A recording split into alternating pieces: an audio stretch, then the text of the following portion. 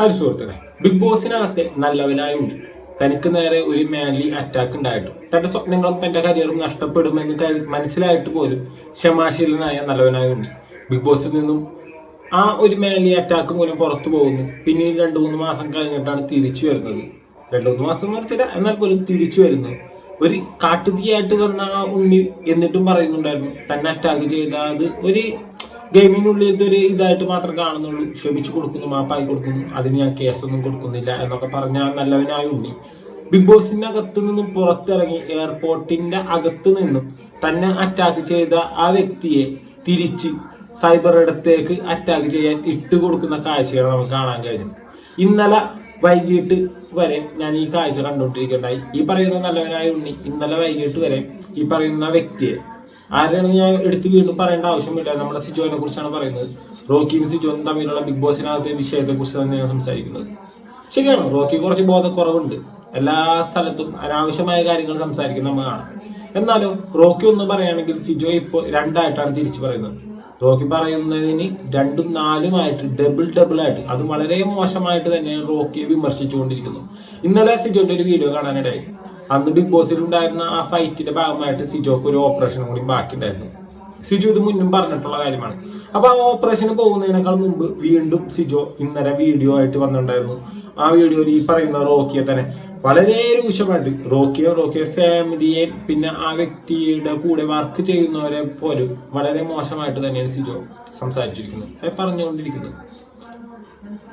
തന്നെ അറ്റാക്ക് ചെയ്ത വ്യക്തിയെ ബിഗ് ബോസിനകത്ത് ക്ഷമിച്ചു കൊടുത്തിട്ട് പുറത്തിറങ്ങിയിട്ട് സിജോ ഈ കാണിക്കുന്ന അത്ര വലിയ മര്യാദയായിട്ടൊന്നും തോന്നുന്നില്ല. എന്നിരുന്നാൽ പോലും സിജോ പറഞ്ഞ കുറച്ച് കാര്യങ്ങൾ കേട്ടതിന് ശേഷം ബിഗ് ബോസിനകത്ത് വെച്ച് എന്തുകൊണ്ട് ക്ഷമിച്ചു എന്നും ഇപ്പോൾ എന്തുകൊണ്ടാണ് ഇങ്ങനെ പിന്തുടർന്ന് അറ്റാക്ക് ചെയ്യുന്നത് എന്നുള്ളതിനെ കുറിച്ച് നമുക്കൊന്ന് സംസാരിക്കാം. ആദ്യം തന്നെ സിജോന്റെ ആ വളരെ രൂക്ഷമായിട്ടുള്ള വിമർശനം, അങ്ങനെ തന്നെ പറയാം, വിമർശനം നമുക്കൊന്ന് കേട്ടു നോക്കാം. വേണ്ടത്. പിന്നെ ഇതിനെല്ലാത്തിനും കാരണക്കാരനായിട്ടുള്ള പരമ മോന്റെ കാര്യം ഞാൻ ഇടയ്ക്കിടയ്ക്കൊക്കെ ആലോചിക്കാറുണ്ട്. കാരണം നമ്മളെല്ലാവരും ആഗ്രഹിക്കുന്നത് ബിഗ് ബോസിൽ നിന്ന് ഇറങ്ങിക്കഴിഞ്ഞാൽ നമ്മൾ വളരെ ഹാപ്പി ആയിട്ട് കാര്യങ്ങൾ മുന്നോട്ട് പോകണം. വളരെ എന്താ പറയണ്ടേ, ഇപ്പം നമ്മുടെ ഗെയിം ആൾക്കാർക്ക് ഇഷ്ടപ്പെട്ടാലും ഇഷ്ടപ്പെട്ടില്ലെങ്കിലും ബിഗ് ബോസ് എന്ന് പറയുന്ന വലിയ പ്ലാറ്റ്ഫോം നമുക്ക് ഒരുപാട് ഡോർസ് ഓപ്പൺ ആക്കി തരും അല്ലേ. അപ്പോൾ നമുക്ക് ഒരുപാട് കാര്യങ്ങൾ, നമുക്കിപ്പോൾ അഭിനയം ഇഷ്ടപ്പെടുന്ന ആൾക്കാർ അഭിനയ രംഗത്തേക്ക് പോകാം, കലാപരമായിട്ടുള്ള മറ്റു കാര്യങ്ങൾ ചെയ്യാം, നമുക്ക് ഒരുപാട് കാര്യങ്ങൾ ചെയ്യാനായിട്ട് സാധിക്കും. അപ്പോൾ എനിക്ക് ഈ ഒരു ഇഷ്യൂ ഉണ്ടായതുകൊണ്ട് എനിക്കിപ്പോൾ ചെന്നൈയിലോട്ട് പോകേണ്ടി വരുന്നു. എൻ്റെ കല്യാണത്തിൻ്റെ ഡേറ്റ് ഒന്നും ഇതുവരെ കൺഫേം ചെയ്യാനായിട്ട് സാധിച്ചില്ല. ഞാൻ ഇതിനും പറഞ്ഞിട്ടുണ്ട്. അപ്പോൾ ഞാൻ ആ വ്യക്തിയെപ്പറ്റി സംസാരിക്കേണ്ടതെന്ന് ഓർത്താണ് ഞാൻ ലാസ്റ്റ് ഒരു ഇൻസ്റ്റാഗ്രാമിൽ ഒരു വീഡിയോ പോസ്റ്റ് ചെയ്ത സമയത്ത് എൻ്റെ 1.5 മണിക്കൂർ നീണ്ടു നിൽക്കുന്ന ഒരു കവല പ്രസംഗം പോലെ മനുഷ്യൻ എന്തൊക്കെയോ കിടന്ന് പുലമ്പെന്നത് ഞാൻ കണ്ടിരുന്നു. ഞാൻ സോറി പറയണ്ട, എനിക്ക് ഇനി നിന്റെ സോറി വേണ്ട മോനെ, 8 നീ മടക്കി അങ്ങ് വെച്ചോന്ന് പറഞ്ഞപ്പോഴത്തേക്കും ഇനി സോറി പറയില്ല എന്നൊക്കെയാണ് ആ വേട്ടാവളിയൻ വെകിടൻ കിടന്ന് വിളിച്ച് കൂവിയത്. ആ വെകിടൻ്റെ അടുത്ത് ഓൾറെഡി ഞാൻ പറഞ്ഞത് എനിക്കിനി സോറി വേണ്ട എന്നുള്ളതാണ്. പക്ഷെ ആ വെകിടനത് മനസ്സിലായില്ല, വീണ്ടും എന്തൊക്കെയോ മണ്ടത്തരങ്ങളാണ് പറഞ്ഞിരിക്കുന്നത്. അപ്പം ഞാൻ ബലമായിട്ട് സംശയിക്കുന്ന ഒരു കാര്യമുണ്ട്. ഇപ്പൊ പുള്ളിയെടുത്ത് ഞാൻ ആദ്യം പ്രതീക്ഷിച്ചിരുന്നത് അദ്ദേഹത്തിന്റെ വിവരക്കേടുകൾ ആരെങ്കിലും പറഞ്ഞ് മനസ്സിലാക്കി കൊടുക്കും എന്നുള്ളതാണ്. പക്ഷെ അതിനും ഇനി സാധ്യതയില്ല എന്ന് എനിക്ക് മനസ്സിലാവുന്നുണ്ട്. കാരണം പുള്ളിക്ക് ഒരുപാട് സ്റ്റാഫ് ഉണ്ട്, മാനേജർ ഉണ്ട്, എനിക്കൊന്ന് പുള്ളിക്ക് ഒരുപാട് ആൾക്കാരൊക്കെ ഉണ്ട്. പക്ഷേ ഇത്രയും വിവരവും ബോധവും ഇല്ലാത്തൊരു വ്യക്തി, ആ വ്യക്തി ആയിരിക്കുമല്ലോ മറ്റുള്ള ആൾക്കാരെ ഇന്റർവ്യൂ ചെയ്ത് അല്ലെങ്കിൽ മറ്റുള്ള സ്റ്റാഫിനെയൊക്കെ സെലക്ട് ചെയ്യുന്നത്. അപ്പോൾ ബോധമില്ലാത്തൊരു കിഴങ്ങൻ, ഒരു മണുകുണാഞ്ചൻ അല്ലെങ്കിൽ ഒട്ടും വിവരമില്ലാത്തൊരു പോങ്ങൻ ആൾക്കാരെ സെലക്ട് ചെയ്യുന്നത് കൊണ്ട് ഏറ്റവും വിവരം കെട്ട ആൾക്കാരെ നോക്കിയാണെന്ന് തോന്നുന്നു പുള്ളി റിക്രൂട്ട് ചെയ്യുന്നത്. അതുകൊണ്ട് കൂടെയുള്ള ആൾക്കാർക്കും അതേ ബുദ്ധി തന്നെയായിരിക്കും. അതുകൊണ്ട് നല്ല ബുദ്ധി ഉപദേശിച്ചു കൊടുക്കാനായിട്ട് പുള്ളിക്ക് ആരുമില്ല, കൂട്ടിനാരുമില്ല. പിന്നെ പുള്ളിയുടെ ഇപ്പോൾ നമ്മൾ ഇന്റർവ്യൂ ചെയ്യുമ്പോഴാണെങ്കിൽ ഞാൻ പല ഇന്റർവ്യൂസ് കണ്ടു, അതിനകത്ത് ആരെങ്കിലും എന്തെങ്കിലും ചോദിച്ചു കഴിഞ്ഞാൽ പുള്ളി കുത്തയല്ലെന്നോ പുള്ളിക്ക് കുത്താൻ അറിയത്തെന്നൊക്കെയാണ് പുള്ളി കിടന്ന് പറയുന്നത്. അത് പുള്ളിയുടെ കയ്യിൽ പോകാണ്ടായിരിക്കാം. പുള്ളി ഇപ്പോൾ കുത്തയല്ല, എന്താണ് മാങ്ങാത്തൊലിയൻ എന്തൊക്കെയാണ് വിളിച്ച് പറയുന്നത് എനിക്കറിയില്ല.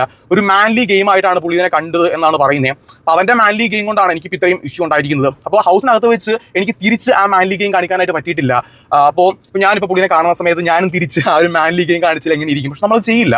കാരണം പുള്ളിയുടെ പൈതൃകമല്ലല്ലോ എൻ്റേത്. നമുക്ക് ഇപ്പോൾ എന്താ പറയണ്ടേ, കുറച്ച് മാന്യതയുള്ള ബോധമുള്ള ആൾക്കാരാണ് നമ്മളെ വളർത്തി വലുതാക്കിയത്. അപ്പോൾ ആ പൈതൃകത്തിന്റെ ജീനിന്റെ ഒരു ഗുണം നമ്മൾ കാണിക്കണം. നമുക്ക് അതിനകത്തും പുള്ളിയെ കുറ്റം പറയാൻ പറ്റില്ല. കാരണം പുള്ളിയുടെ നമ്മൾ എന്തെങ്കിലും ചോദിച്ചു കഴിഞ്ഞാൽ ഹൗസിൽ വെച്ചിട്ടാണെങ്കിലും പുറത്ത് വെച്ചിട്ടാണെങ്കിലും പുള്ളി പറയുന്നത് അച്ഛൻ 50 എന്നാണ്. അപ്പോൾ 50 അച്ഛനുള്ള ആൾക്ക് നമുക്കൊന്നും പ്രത്യേകിച്ച് പറയാൻ വേണ്ടി പറ്റില്ല.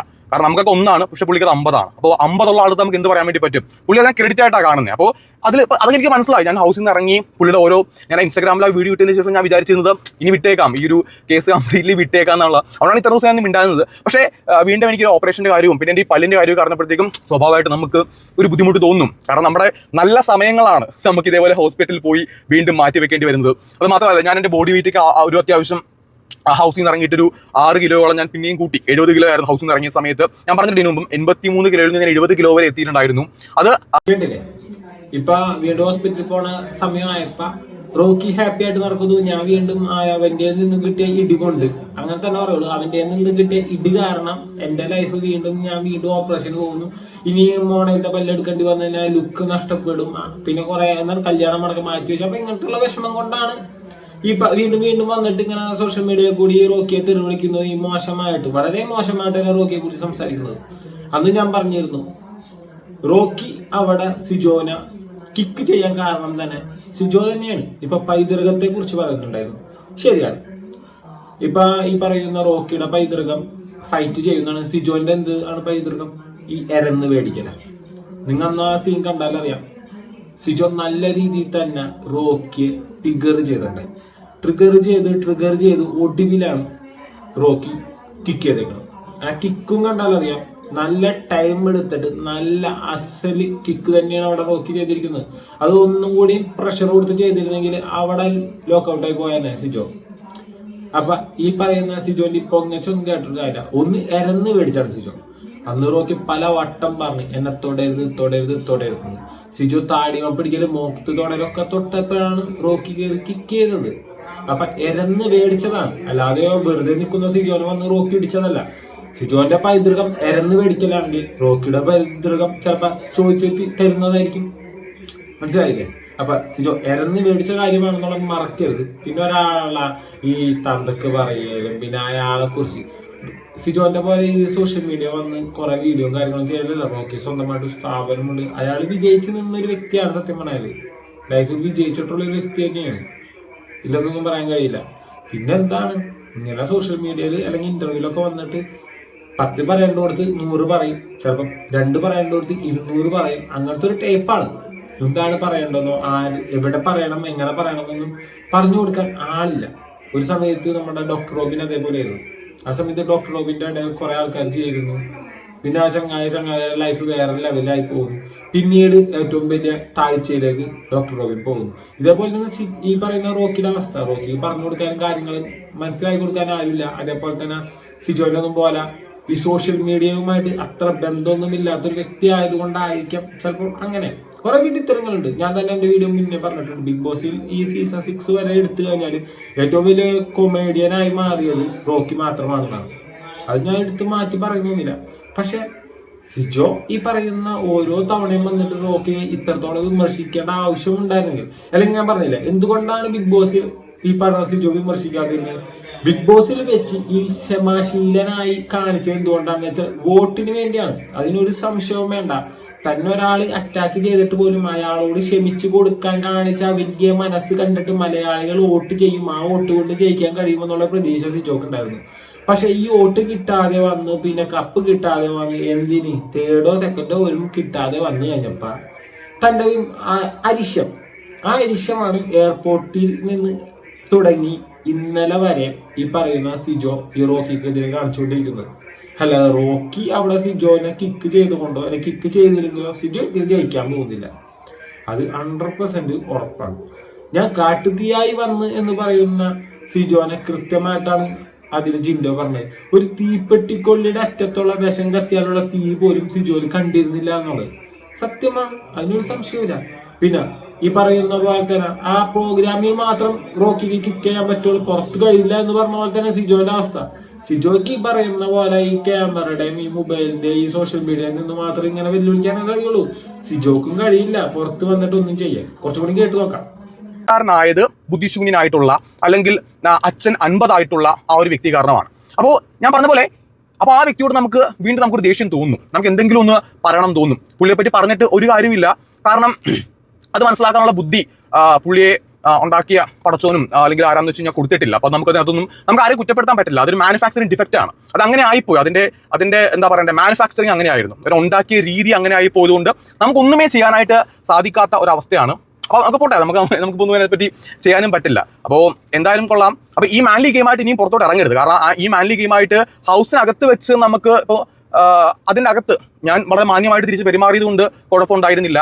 മേ ബി ഇപ്പം ചിലപ്പോൾ എൻ്റെ സ്ഥലത്ത് വേറെ ആൾക്കാരായിരുന്നെങ്കിൽ ഒന്നെങ്കിൽ എന്നെ പോലെ പെരുമാറാം, അല്ലെങ്കിൽ തിരിച്ച് ആ മാൻലി ഗെയിം അങ്ങോട്ട് തരും. പക്ഷേ ഹൗസിനകത്ത് വെച്ച് ആ മാൻലി ഗെയിം എന്ന് പറഞ്ഞുകൊണ്ട് കാണിച്ച പരിപാടി പുറത്തിറങ്ങിയിട്ട് കാണിക്കാനുള്ള തൻ്റെ ഇടത്തിൽ എനിക്ക് നന്നായിട്ട് അറിയാം. അങ്ങനെ കാണിച്ചു കഴിഞ്ഞാൽ ഈ പറയപ്പെടുന്ന ആ കാണുന്ന ഒരു 5 അടി എത്ര ഉണ്ടെന്ന് എനിക്കറിയില്ല, അതങ്ങ് കുളമായി പോവും. അതുകൊണ്ട് അത് കാണിക്കാതിരിക്കുക. അതായത് ഈ തെമ്മാടിത്തരവും ചെറ്റത്തരവും ഇനിയും തുടർന്ന് പോകാതിരിക്കുക ലൈഫിൽ. അതിന്റെ ചെറിയൊരു ഉപദേശമാണ്. കാരണം അവിടെ വെച്ച് കാണിച്ച ഒരു ചെറ്റത്തരത്തിന്റെ ബാക്കി ഫലമാണ് ഞാൻ ഇപ്പോഴും അനുഭവിച്ചുകൊണ്ടിരിക്കുന്നത്. എനിക്ക് വീണ്ടും ഇവിടുന്ന് അവിടം വരെ പോകുക, അല്ലെങ്കിൽ ഒരു 3-4 ദിവസം എനിക്ക് ഇനിയും ഒരു ഹോസ്പിറ്റൽ വാസം വരിക എന്നൊക്കെ പറയുമ്പോഴത്തേക്കും അതെനിക്ക് ഭയങ്കര ബുദ്ധിമുട്ടുള്ള കാര്യമാണ്. ആ പരമനാറി എന്ന് തന്നെ പറയേണ്ടി വരും. നമ്മളെ കോൺടാക്ട് ചെയ്യുകയും ചെയ്ത് എനിക്ക് ഒരു താല്പര്യമില്ല. അപ്പോൾ നമ്മുടെ വീട്ടുകാരെയും കോൺടാക്ട് ചെയ്യാതിരുന്നുകൊണ്ടാണ് എനിക്ക് ആ ചെറ്റയോട് അത്രയും ദേഷ്യമൊക്കെ ഉണ്ടായത്. ഞാൻ പറഞ്ഞല്ലോ, പിന്നെ പുള്ളി നമുക്ക് കൂടുതലായിട്ടൊന്നും എനിക്ക് പറയാൻ തോന്നാത്തതിന്റെ റീസൺ 50 ആയതുകൊണ്ടാണ്. അതായത് കുണുവാവിക്ക് ഞാൻ പറഞ്ഞ പോലെ അച്ഛൻ 50 ആയതുകൊണ്ട് നമ്മൾ എങ്ങനെ പറയും? വല്ല 1-2 ആണെങ്കിൽ നമുക്ക് തപ്പി പിടിക്കാമെന്ന് വിചാരിക്കാം. ഇതിപ്പോൾ നമ്മൾ മാട്രിമണി വല്ലം ഈ വിവാഹം കഴിക്കാൻ രജിസ്റ്റർ ചെയ്യുന്ന പോലെ ബാക്കി 50 പേരെ കണ്ടുപിടിക്കാനായിട്ട് നമുക്ക് രജിസ്റ്റർ ചെയ്യേണ്ട അവസ്ഥയാണ്. നമുക്ക് പത്രത്തിലൊക്കെ കൊടുക്കാം, TV-യിൽ ന്യൂസായിട്ട് കൊടുക്കാം, പറ്റുന്നുണ്ടെങ്കിൽ ഗിന്നസ് വേൾഡ് റെക്കോർഡിലേക്ക് അപ്ലൈ ചെയ്യുക. കാരണം അങ്ങനെയാണെന്നുണ്ടെങ്കിൽ, കാരണം 50 എന്നൊക്കെ പറയുന്നത് ഒരു ചെറിയ കാര്യമല്ല. അപ്പോൾ അത് വളരെ എന്താ പറയണ്ടേ, വലിയ തലത്തിലേക്ക് പോകാൻ സാധ്യതയുള്ള കാര്യങ്ങളാണ്. ആ കാര്യത്തിൽ മാത്രം ഒരു മാസ് കാണിച്ച വ്യക്തിയാണ് ആ പറയപ്പെടുന്ന കുണുവാവ. മറ്റുള്ള കാര്യങ്ങളിലകത്തെല്ലാം ഒരു മണ്ടൻ കുണുവാവ തന്നെയാണ്. ഒരു LKG കുട്ടനാണ്, ഒരു പോങ്ങനാണ്, ഒരു പോഴനാണ്, ഒരു വിവരം കെട്ടവനാണ്, ചെയ്യുന്നത് മാസാണെന്ന് വിചാരിച്ചുകൊണ്ട് എല്ലാം തന്നെ വിവരക്കേട് ചെയ്യുന്ന ഒരാളാണ്. അപ്പോൾ ആ വിവരം കെട്ടവന് ഞാൻ ഈ വീഡിയോ ഡെഡിക്കേറ്റ് ചെയ്യുന്നു. കാരണം ഇത്രയെങ്കിലും ഞാൻ എൻ്റെ ഓപ്പറേഷന് മുന്നേ ഞാൻ പറഞ്ഞില്ല എന്നുണ്ടെങ്കിൽ എനിക്കൊരു സമാധാനം കിട്ടില്ല. കാരണം ബിഗ് ബോസിൽ നിന്ന് അത്രയും സ്ട്രഗിൾ ചെയ്ത് ഞാൻ പുറത്തേക്ക് ഇറങ്ങി, എൻ്റെ ശരീരം അത്രയും വീക്കായി, എനിക്ക് അണ്ടർ വെയിറ്റ് ആവുന്നു, നമുക്ക് വൈറ്റമിൻ ഡെഫിഷ്യൻസി വരുന്നു, ഡീകോംപ്ലക്സിൻ്റെ ഇഷ്യൂ വരുന്നു, എനിക്ക് ഒരുപാട് സ്ട്രഗ്ലിംഗ് വരുന്നു. അതെല്ലാം കഴിഞ്ഞ് എൻ്റെ ബോഡി വെയിറ്റ് ഞാൻ ഡയറ്റീഷ്യനെ കാണുന്നു, സെപ്പറേറ്റ് വേറെ ഡോക്ടറിനെ പോയി കാണുന്നു. ഇതെല്ലാം കഴിഞ്ഞ് ഞാനൊന്ന് റെഡി ആയിട്ട് വരുമ്പോഴത്തേക്കും എനിക്ക് വീണ്ടും ഒരു ഓപ്പറേഷൻ വരുന്നു. ആ സമയത്ത് ഡോക്ടർ പറയുന്നു, സിജോ പല്ലെടുക്കേണ്ടി വന്നാൽ അതൊരു പ്രോബ്ലം ആയിരിക്കും എന്ന് സൂചിപ്പിക്കുന്ന സമയത്ത് എനിക്കുണ്ടാകുന്ന ദേഷ്യം അത് ഭയങ്കര ഹൈ ആണ്. ഓക്കെ, അപ്പോൾ എനിക്കതിനപ്പുറത്തേക്ക് ഇപ്പോഴും എൻ്റെ പല ആൾക്കാരും ചോദിക്കുന്നുണ്ട്, സിജോ കേസ് കൊടുക്കാത്ത എന്താണെന്നുള്ളത്. അതിന് ആൻസർ വളരെ സിമ്പിളാണ്. ഞാൻ ഹൗസിൽ വെച്ച് ഞാൻ പറഞ്ഞിരുന്നു, എനിക്ക് കേസ് ഇല്ല, എനിക്ക് പ്രോബ്ലം ഒന്നും ഇല്ല, ഞാനത് കേസ് കൊടുക്കുന്നില്ല എന്ന് ഞാൻ പറഞ്ഞിട്ടുണ്ടായിരുന്നു. ഞാൻ ആ വാക്ക് ഇപ്പോഴും പാലിക്കുന്നു. കാരണം എനിക്ക് തന്തേ ഒന്നേ ഉള്ളൂ, അല്ലാണ്ട് ആ പറയപ്പെടുന്ന വ്യക്തിയെ പോലെ അച്ഛൻ 50 എനിക്കില്ല. എനിക്ക് ഒരുപാട് സ്ട്രഗ്ലിംഗ് വരുന്നു. അതെല്ലാം കഴിഞ്ഞ് എൻ്റെ ബോഡി വെയിറ്റ് ഞാൻ ഡയറ്റീഷ്യനെ കാണുന്നു, സെപ്പറേറ്റ് വേറെ ഡോക്ടറിനെ പോയി കാണുന്നു. ഇതെല്ലാം കഴിഞ്ഞ് ഞാനൊന്ന് റെഡി ആയിട്ട് വരുമ്പോഴത്തേക്ക് എനിക്ക് വീണ്ടും ഒരു ഓപ്പറേഷൻ വരുന്നു. ആ സമയത്ത് ഡോക്ടർ പറയുന്നു, സിജോ പല്ലെടുക്കേണ്ടി വന്നാൽ അതൊരു പ്രോബ്ലം ആയിരിക്കും എന്ന് സൂചിപ്പിക്കുന്ന സമയത്ത് എനിക്കുണ്ടാകുന്ന ദേഷ്യം അത് ഭയങ്കര ഹൈ ആണ്. ഓക്കെ, അപ്പൊ എനിക്കതിനപ്പുറത്തേക്ക് ഇപ്പോഴും എനിക്ക് പല ആൾക്കാരും ചോദിക്കുന്നുണ്ട്, സിജോ കേസ് കൊടുക്കാത്ത എന്താണെന്നുള്ളത്. അതിന് ആൻസർ വളരെ സിമ്പിൾ ആണ്. ഞാൻ ഹൗസിൽ വെച്ച് ഞാൻ പറഞ്ഞിരുന്നു, എനിക്ക് കേസ് ഇല്ല, എനിക്ക് പ്രോബ്ലം ഒന്നും ഇല്ല, ഞാനത് കേസ് കൊടുക്കുന്നില്ല എന്ന് ഞാൻ പറഞ്ഞിട്ടുണ്ടായിരുന്നു. ഞാൻ ആ വാക്ക് ഇപ്പോഴും പാലിക്കുന്നു. കാരണം എനിക്ക് തന്തേ ഒന്നേ ഉള്ളൂ, അല്ലാണ്ട് ആ പറയപ്പെടുന്ന വ്യക്തിയെ പോലെ അച്ഛൻ 50 എനിക്കില്ല. എന്ത് സുഖമാണല്ലേ, ഒരാളെ തന്തക്കൊക്കെ വിളിക്കുന്നതാണ് കേൾക്കണം. മാനി ജെന്റിൽമാൻ ഒക്കെ ആയ സിജോ ആണ്. ഹൗസിൽ വെച്ച് ഞാൻ എൻ്റെ ഫ്രണ്ടാണെന്ന് ഞാൻ ക്ഷമിച്ചു കൊടുത്തു. ഇത് അതിലുണ്ടായിരുന്ന ദേഷ്യം കൊണ്ട് കാണിച്ചാണെന്നൊക്കെ പറഞ്ഞ് വളരെ ശാന്ത സ്വരൂപനായ സിജോ ബിഗ് ബോസിൽ നിന്ന് ഇറങ്ങിയതിന് ശേഷം ഫുൾ തന്തക്കുവിളി കാര്യങ്ങളൊക്കെ ആയിട്ടാണ് മുന്നോട്ട് പോകുന്നത്. അതും ഈ റോക്കിനാണ്. സിജോ ഒന്നെങ്കിലും പറയും, റോക്കി മറുപടി പറയും. അതിന് 4 ആട് സിജോ എന്ന് പറയുന്നത് നമ്മൾ കണ്ടുകൊണ്ടിരിക്കുന്നത്. ഞാൻ വീഡിയോ ചെയ്യണമെന്ന് വിചാരിച്ചൊന്നല്ല. ഇപ്പോൾ സോഷ്യൽ മീഡിയ ഭരിച്ചുകൊണ്ടിരിക്കുന്നു. ഒന്ന് അർജുൻ്റെ അപകടം, അല്ലെങ്കിൽ ആ ഒരു ദുരന്തം. മറ്റൊന്ന് തുണിക്കടക്കാരുടെ ചതി. ഞാൻ ആ വീഡിയോ ചെയ്യാത്തതെന്ന് വെച്ചാൽ, ഞാൻ ഇതിനു മുമ്പ് നിങ്ങളോട് എൻ്റെ വീഡിയോ കൂടി തന്നെ എൻ്റെ പ്രേക്ഷകരോട് പറഞ്ഞിട്ടുണ്ട്, ഒരു വിഷയത്തെ പിന്തുടർന്ന് ഇങ്ങനെ പിന്നാലെ നടക്കുന്ന പരിപാടി എനിക്കില്ല. ഈ പറയാനുള്ള വിഷയങ്ങളൊക്കെ കൃത്യമായിട്ട് തന്നെ ഞാൻ 1-2 വീഡിയോ തന്നെ പറഞ്ഞ് തീർക്കാറുണ്ട്. അത് ഏത് വീഡിയോ എടുത്താൽ പോലും ആ വിഷയത്തെക്കുറിച്ച് ആദ്യം മുതൽ അവസാനം വരെ ഞാൻ കൃത്യമായിട്ട് പറയാറുണ്ട്. ഇപ്പം ഈ അർജുൻ്റെ വിഷയമാണെങ്കിൽ പോലും അപകടം പറ്റി, കർണാടക ഡിസ്ട്രിക്റ്റിലാണ്. പക്ഷെ ഒറ്റ വാക്കി പറയണമെങ്കിൽ സത്യം പറഞ്ഞാൽ നമ്മൾ മലയാളികൾ തന്നെയാണ് ഇത്രത്തോളം ഈ വിഷയം മോശമാക്കിയത്. ഒരാളുടെ അവസ്ഥ, ആ ദുരന്തത്തെ മുതലെടുത്തിട്ട് അതുമൂലം ലാഭം ഉണ്ടാക്കാൻ ശ്രമിക്കുന്നത് വളരെ മോശമായ ഒരു കാര്യമാണ്. അതുകൊണ്ട് തന്നെയാണ് ഞാൻ ആ വിഷയത്തെക്കുറിച്ച് വീഡിയോ ചെയ്യാത്തത്. ചെയ്യാം, നമുക്ക് വല്ല ഇൻഫർമേഷനായിട്ട്, അല്ലെങ്കിൽ നമുക്കറിയാവുന്ന കാര്യങ്ങൾ, നമ്മൾ കാണുന്നതിൽ നിന്ന് നമുക്ക് ശരിയല്ല എന്ന് തോന്നുന്ന കാര്യങ്ങളെ കുറിച്ചൊക്കെ വീഡിയോ ചെയ്യാം. ഒരിക്കലും ഒരാളുടെ ദുരന്തത്തെ, വിഷമത്തെ, പ്രയാസങ്ങളെ ഒന്നും വെച്ച് വീഡിയോ ചെയ്യരുത്. ഇനി ഈ പറയുന്ന പോലെ തന്നെ നമ്മൾ ഇങ്ങനെയുള്ളൊരു വിഷമം, വേദന, പ്രയാസങ്ങൾ അറിയിക്കുകയാണെങ്കിൽ നല്ല കാര്യമാണ്, അറിയിക്കേണ്ടതെന്ന് പറയില്ല. പക്ഷെ അത് പണത്തിന് വേണ്ടി ആക്കരുത്. അങ്ങനെ അത്രയും വിശാല മനസ്സുള്ള മനുഷ്യരാണ് നിങ്ങളെങ്കിൽ, അത്രയും വിശാല മനസ്സോട് കൂടിയാണ് ഇത് ജനങ്ങളിലേക്ക് എത്തിക്കുന്നതെങ്കിൽ, അങ്ങനെയാണെങ്കിൽ മാത്രം നിങ്ങൾ ആ മോണിറ്റേഷൻ ഓഫ് ചെയ്തിട്ടും ആ വിവരങ്ങൾ ജനങ്ങളിലേക്ക് എത്തിക്കുക. കാണട്ടെ നിങ്ങൾക്ക് ഈ പറയുന്ന ഉത്തരവാദിത്തത്തെക്കുറിച്ച്. ഓക്കെ, ഇത്രമാത്രം പറയുന്നുള്ളൂ. അഭിപ്രായങ്ങൾ രേഖപ്പെടുത്തുക, ലൈക്ക്, സബ്സ്ക്രൈബ് ചെയ്യുക.